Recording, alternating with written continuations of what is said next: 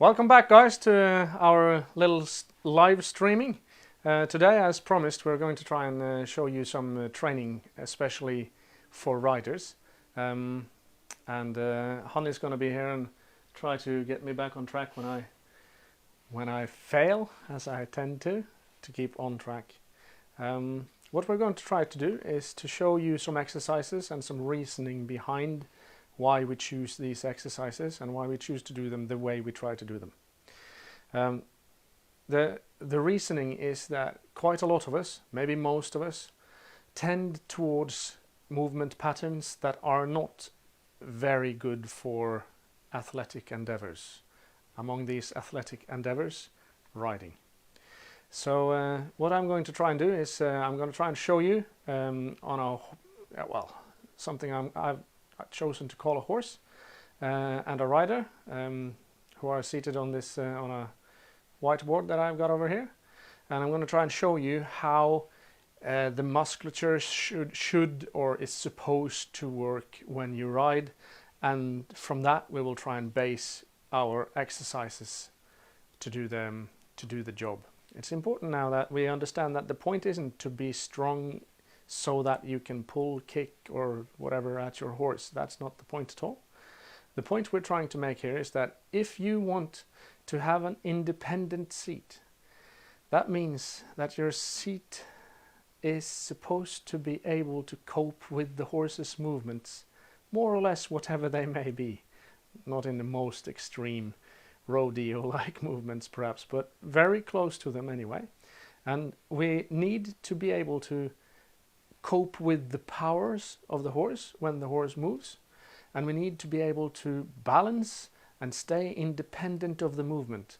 The point of independence here is that the horse's movement shouldn't negatively impact your movement. So it shouldn't be able, the horse shouldn't be able to create tension in you.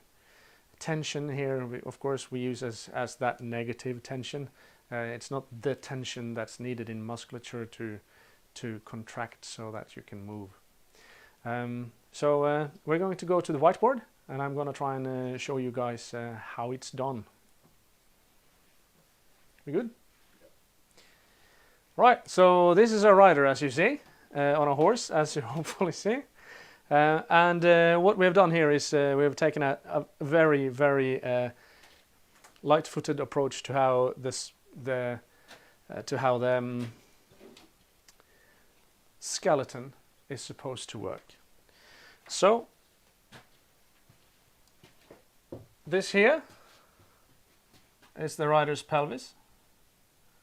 This here is the neck of the femur and the calf, foot and stirrup, of course. Then it's the spine that has some sort of an S-bend in it. This is somewhat exaggerated all over the place, but that tends to happen in most people as well. So what we need to happen here is that this spine needs to stay stabilized. That means it needs to be upright whatever happens with the horse. Quite often we will see that that riders will flop their necks about or be very yielding in the midsection, either around here or maybe around just below the rib cage, and sometimes several or at least one spot somewhere in the neck. So what we're going to try and do is to stabilize the spine and at the same time keep mobile in the hip joint. And that's where all these exercises are going to come in. So what we think is needed is we need some muscle back here somewhere and some muscle here somewhere. Well, very weird person this, but you get the point. So this is the butt and these are the hamstrings, and they connect across like this. So the butt connects somewhere on the pelvis and somewhere on the femur. Also the hamstrings, they connect on the seat bone, and they also connect on the back of the calf. So if these muscles are activated, that means that they're contracted, they become shorter. that means that this bone gets pulled that way, backwards, and this here, it's very difficult to see here, but because the neck of the femur sort of sticks into the femur from the side, and the buttock will then, in most positions, tend to roll the femur a little bit out. That also means that there will be room for the horse when you get this right. Okay, so these are the prime movers, and they are going to make sure that you open this angle in the hip. So this angle will increase and become greater, so that when the horse moves forward, this happens. It opens, not that much, but you get the point. That will take care of most of the movement of the horse. The rest needs to be taken care of somewhere up here in the spine. And you will have to make sure that this curve isn't exaggerated. And how you do that is to make sure that your abs, that connect somewhere down here, and then all the way up to your rib cage, these need to be a little bit tight, a little bit of what do you call it? Tonus in these muscles. Also, the musculature here on the back needs to help straighten out the spine. So that instead of this exaggerated S form on the spine, we get something that's called neutral. It isn't dead straight, but it is somewhat straighter. Some sort of an S curve, but not so horribly. So all of these would be fine, but somewhere in between those. And then we can see that it would be much easier now for these muscles and these muscles to do their job. So the musculature up here, that tends to connect to the arm as well, which is a bit funny, because if I say that you're supposed to be strong and keep your arms still, there's a problem, because everybody then thinks and supposes that I'm going to pull at the horse's mouth, but that's not the point. The point here is that when you get into this balanced neutral position, and these muscles on the back, they hold your arm so that it gets that nice angle at the elbow, then the lower arm and the rein will keep a straight line towards the horse's mouth when the horse is in a good outline. If the horse is in a lower outline, then of course your lower arm will be lower as well, and you still keep that straight line. That means that the bit isn't either pulling up or down. If the horse feels that you're, unless the horse feels that you're pulling, or you're of course making exaggerated and very difficult demands on the horse. Okay, so in order to train these muscles, we're going to show you some movements that take care of all of this. Probably looks a bit odd, but I hope that it helps a little bit in the explanation. We're going to go to the weights and quite simply show you how to do different movements, and we're going to focus on squats, deadlifts, and we're going to do some pulling exercise in order to make sure you guys get a better posture. That's the word. It's been too long, guys. Right, I'm going to go back to my weights now, where I thrive. Sitting down is of course always preferable. The reason I'm sitting down on this, this is just some concrete blocks or something. It doesn't really matter what it is, but the point is that we're supposed to sit down for some of these exercises, which is a bit weird, but I'll explain to you why in a second or five.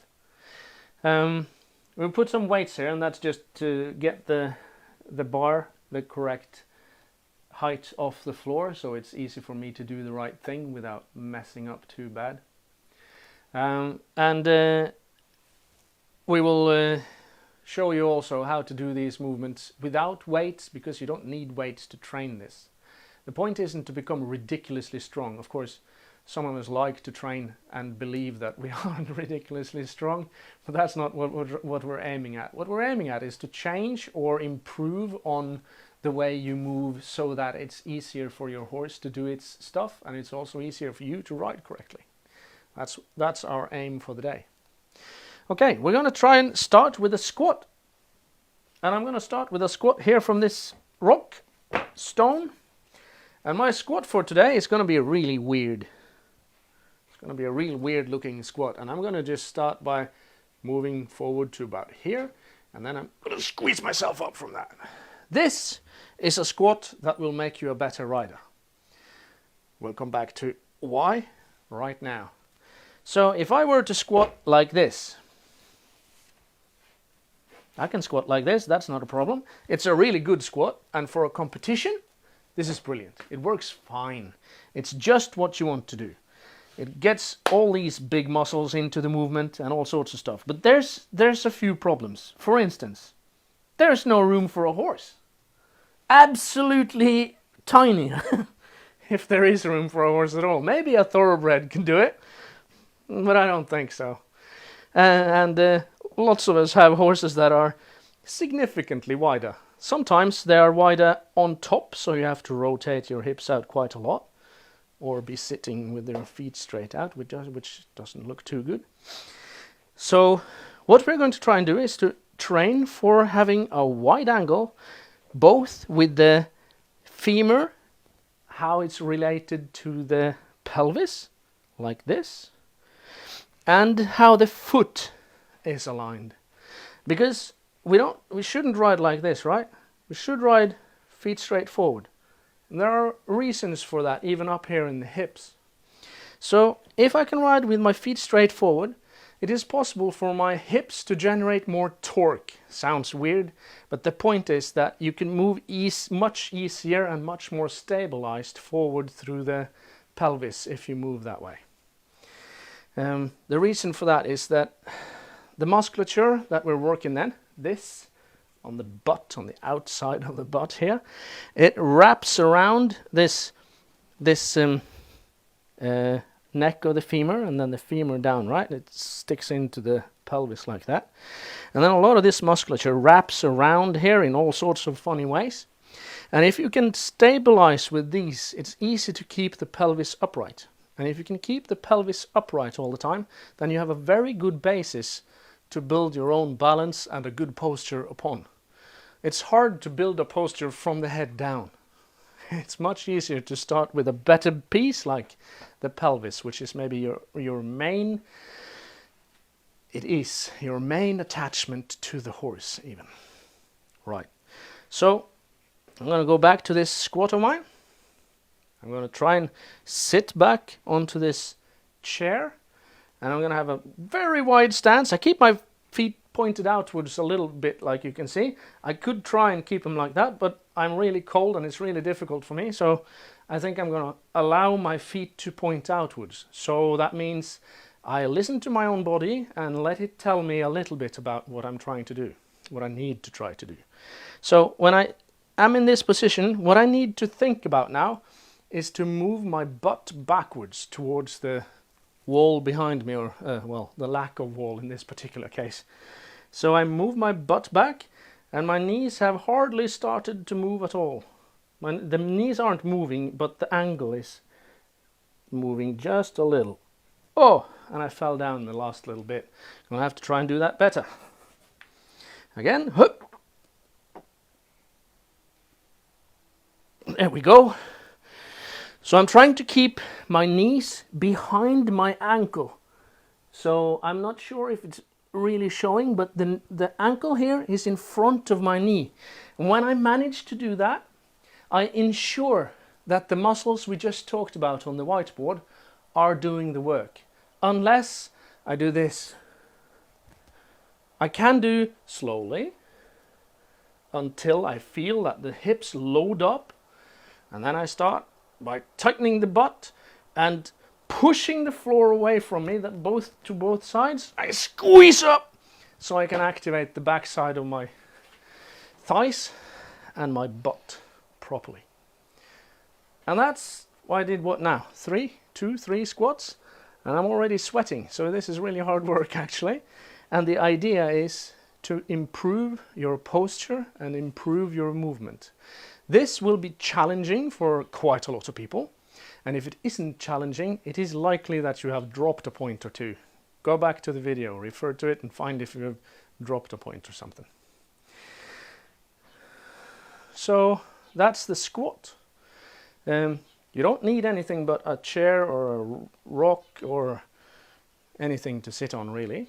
And the idea is to sit your butt backwards. Sit your butt back. That activates the back side of your thigh and your butt in a much better way than a more narrow stanced squat that tends to load the front of the thigh much more. So if I do this, it tends to load the front of the thigh, and these muscles do all the work, and if I use these, they push my pelvis backwards. And I want my pelvis to move forwards. If it doesn't, it's going to block the horse's movement to some extent. Right. Sound all right so far? Yeah. And sometimes people get like pain in their knees. Yeah. And that is often because of that thing that you showed right now. That quite often happens. Quite a lot of people struggle with knee pain, and it may have, of course, many different reasons. But sometimes the reason is that the musculature here or here doesn't do its job properly. And if your butt doesn't do its job, then the tendency will be that your knees want to roll in, right? Because we just said that the butt pulls the femur out. That means that the knee rolls out as well. And that puts most of the force from movement through a particular path through the knee.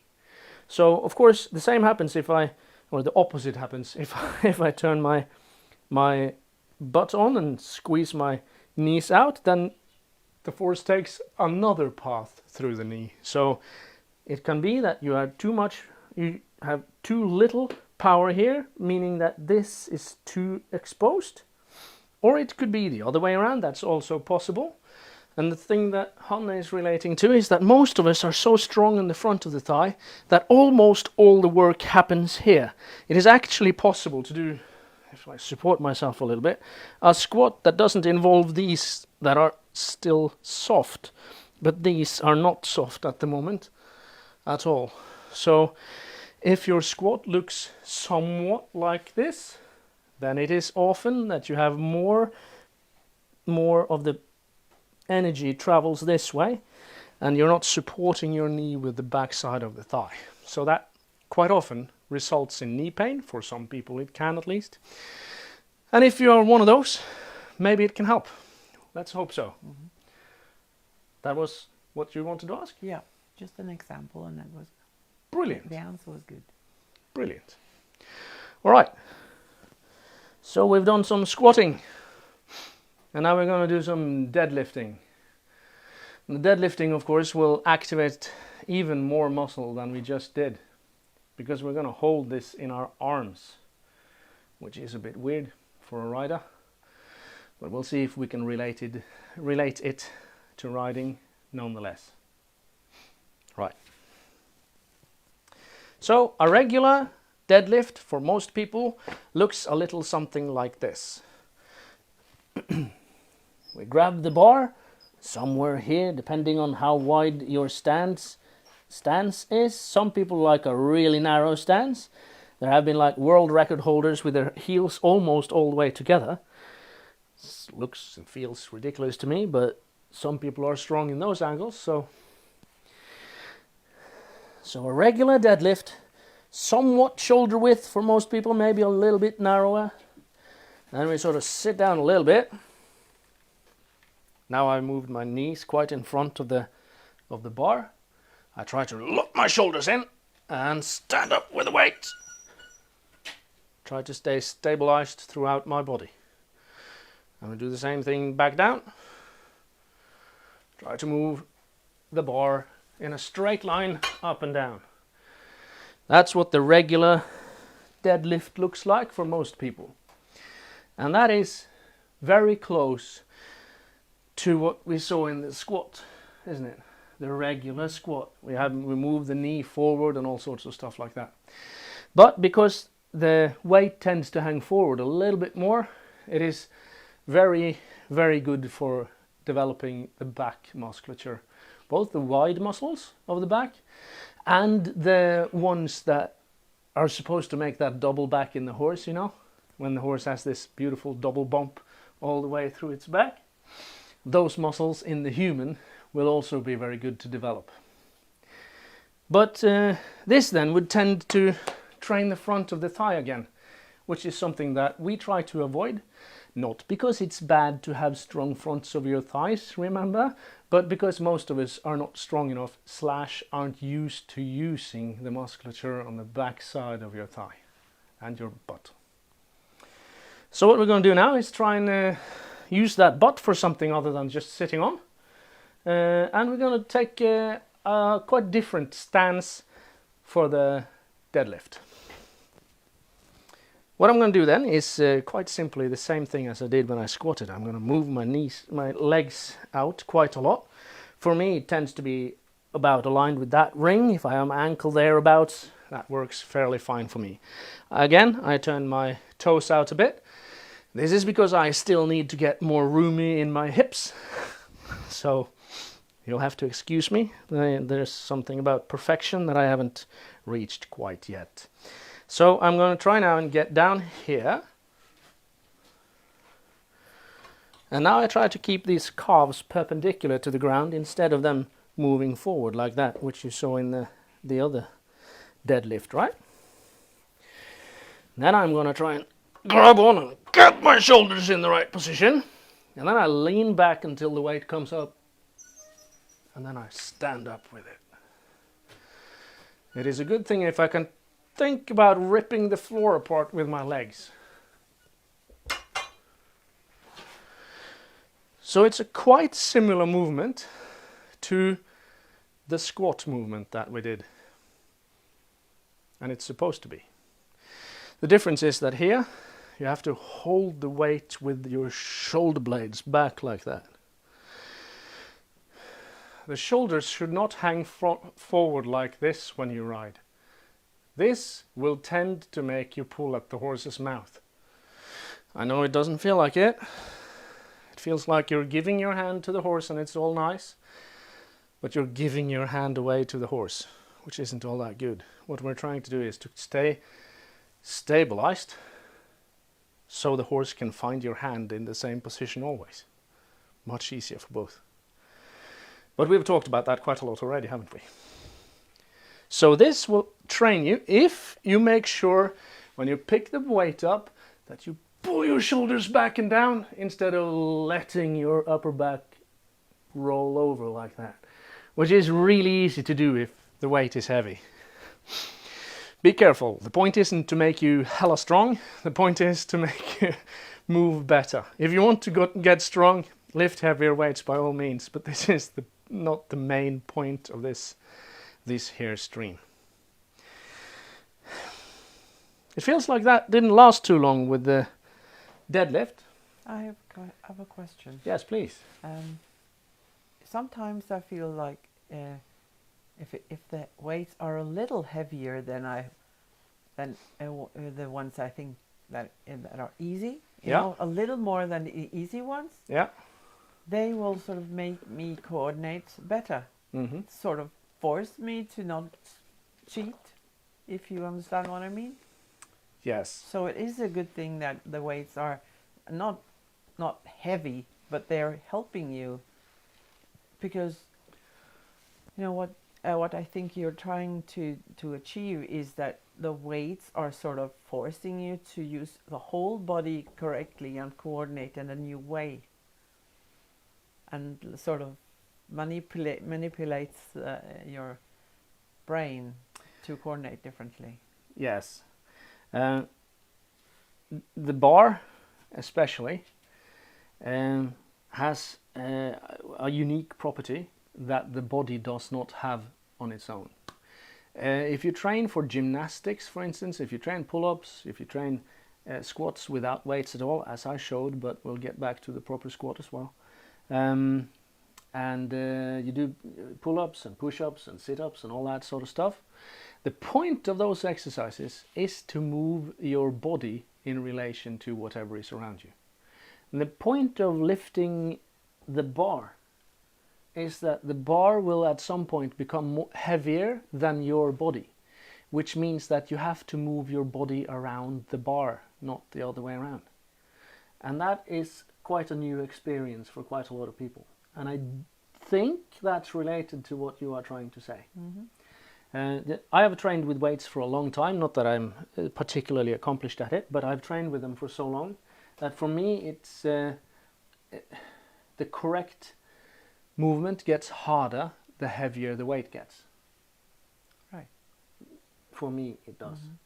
But that's probably because, like, there are people who say that in the weight room what we're trying to develop is the formalized body language, which is a funny way of thinking about it. But I really enjoy this metaphor of formalizing body language. It's like you take the best of what a soldier does marching and what a ballet dancer does when doing their ballet, or what a gymnast does. You take all those things, the best parts of all of those things, and you try to emulate something that makes you able to do those things. That's the point for me of the training room, isn't to be able to lift heavy weights, even though my ego sometimes gets the better of me. The point is nonetheless to improve my basic qualities so that I can choose how to move in a given state. However, when that's said, your question about how the heavier weight will tell you what to do, that is related to this, that you have to move the weight around and your body around the weight, and that doesn't happen until the weight has reached a certain You get sort of a percentage feedback from nature. Yes. Yeah. Because then there are two gravities. There's one for you and one for the bar. But not just one gravity for you. Right. And the gravity that I'm accustomed to, then I've learned to cheat a little. Yeah. Because I'm doing it wrong, and then I try with the weight, and then the weight tells me, you can't do this because then. But the interesting thing is that, you know, the machines and the training studios, they're not doing the same. No. This is important in all different ways. The machines that you can find in lots of training studios, modern ones, are really good at developing muscle. The jury is still out on whether they help you to develop a better way of moving. That depends on who you ask, really, but it's something that you need to keep in mind. I like the iron. That works for me, but, well, I like it. That's the way it works for me. So we're going to have to... can you remind me that weight thing when we try to squat with weights? Yeah.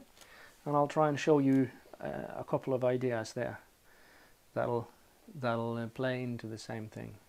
So far what we have is develop your buttocks, develop the hamstrings. Both of these movements will help you move in a way that is very similar to the way your hips and legs need to move on the horse. Also, with weights especially, it is quite easy to get an idea of how and why you need to stabilize your body when you move with the horse.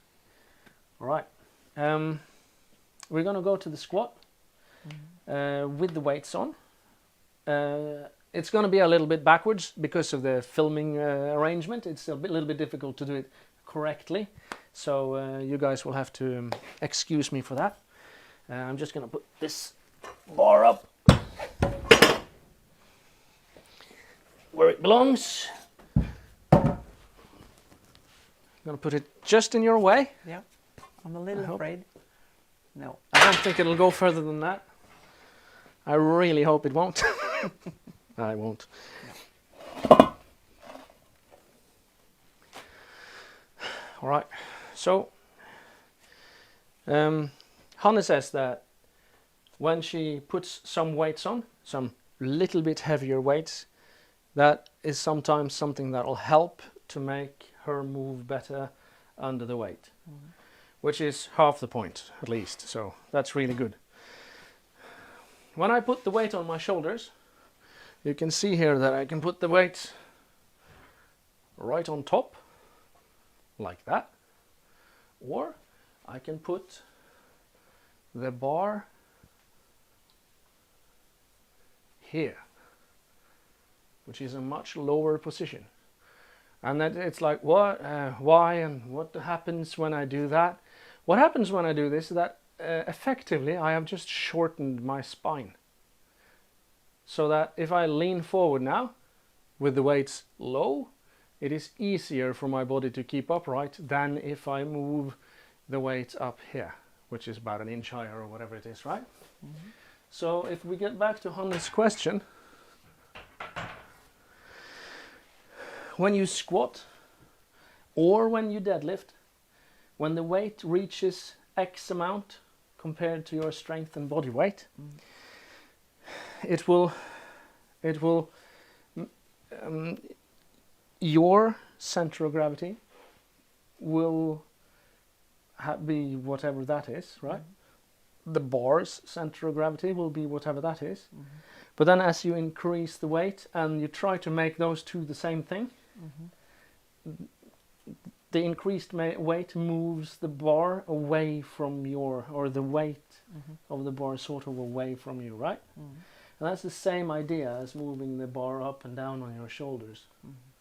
You change the perception of the weight for the brain. The nervous system needs to recalculate the whole thing and then learn something. Then learn something. That's what we're trying to do. We're not trying to sweat to death. We'll manage that too. But that's sort of a byproduct of the whole thing. So the squat with weights, something like this. You can put it where you like. Wide, that's what I want to do. And move my butt back. And squeeze the floor away.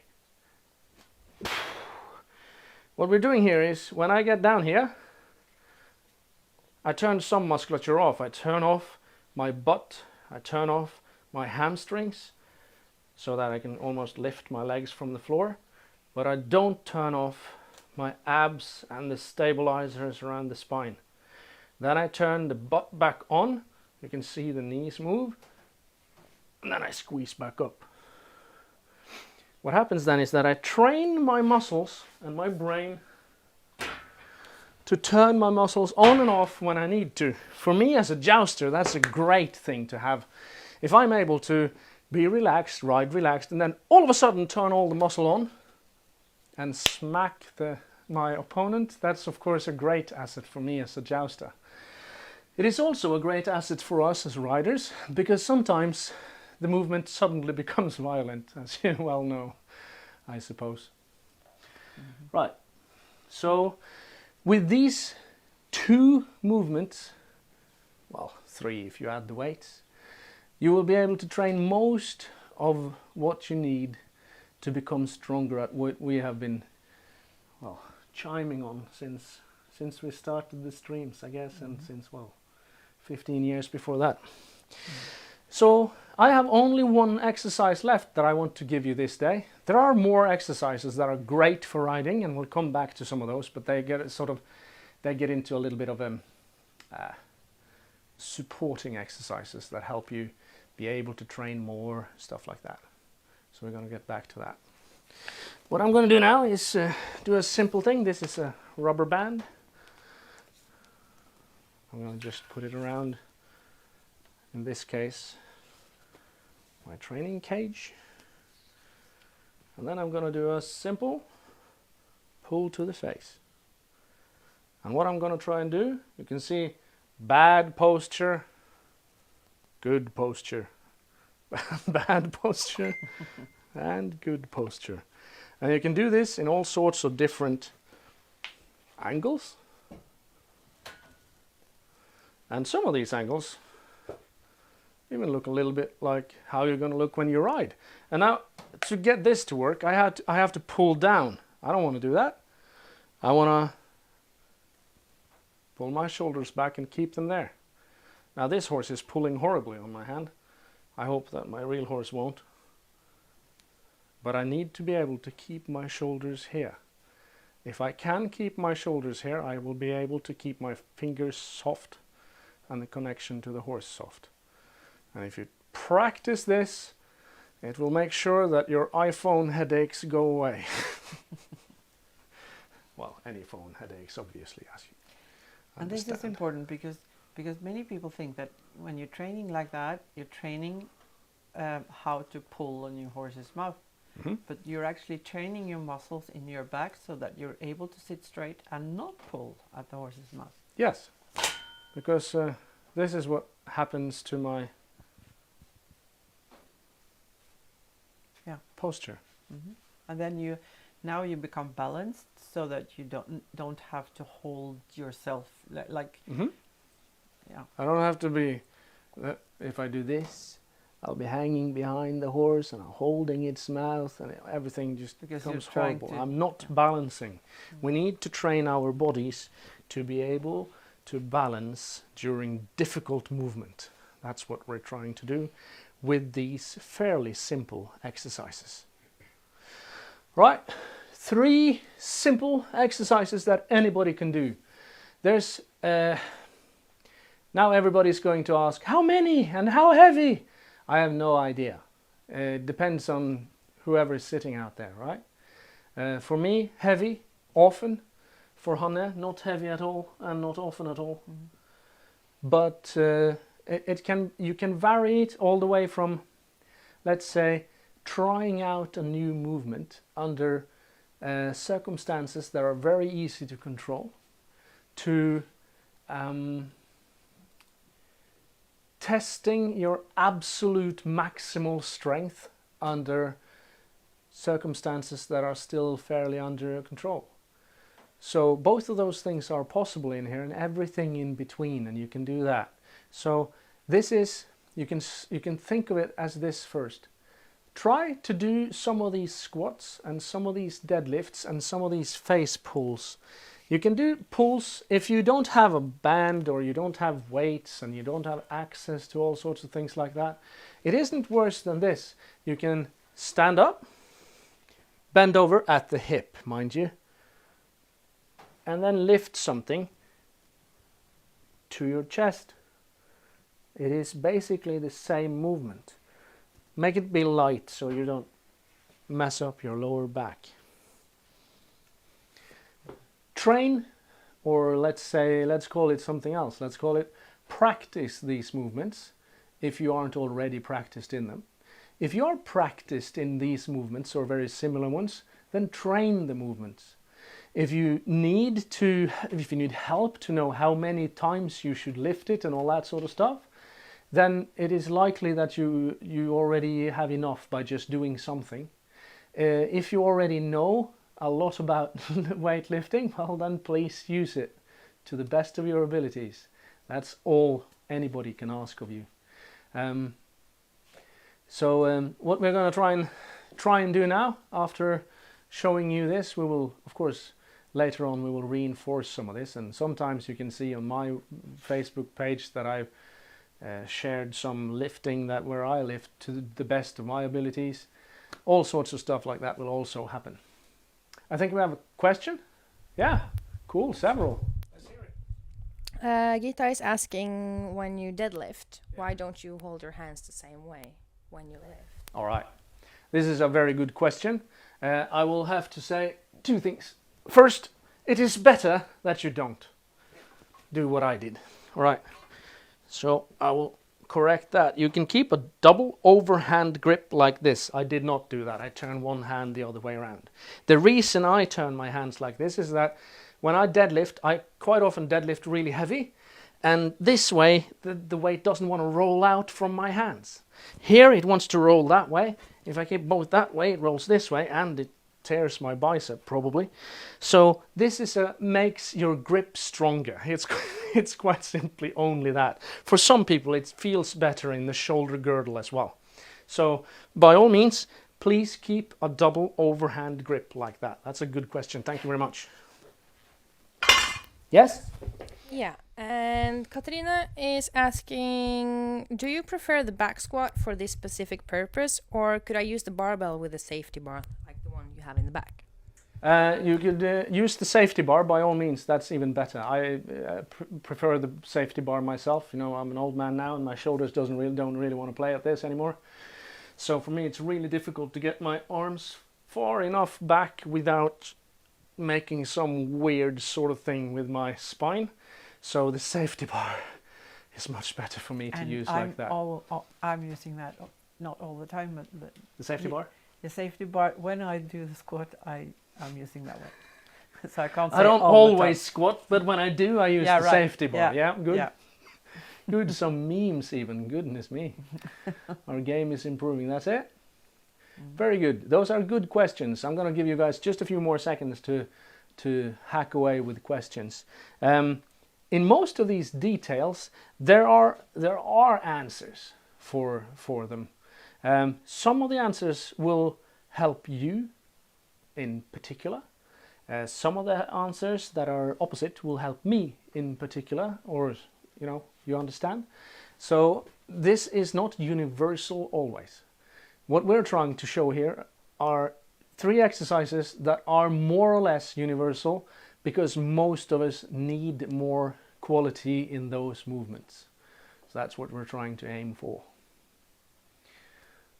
So since there are not any more questions popping up at the moment, I will take that as a I want to go home and train now thing. And I think that we are going to leave you guys to yourself, unless you have some fancy questions.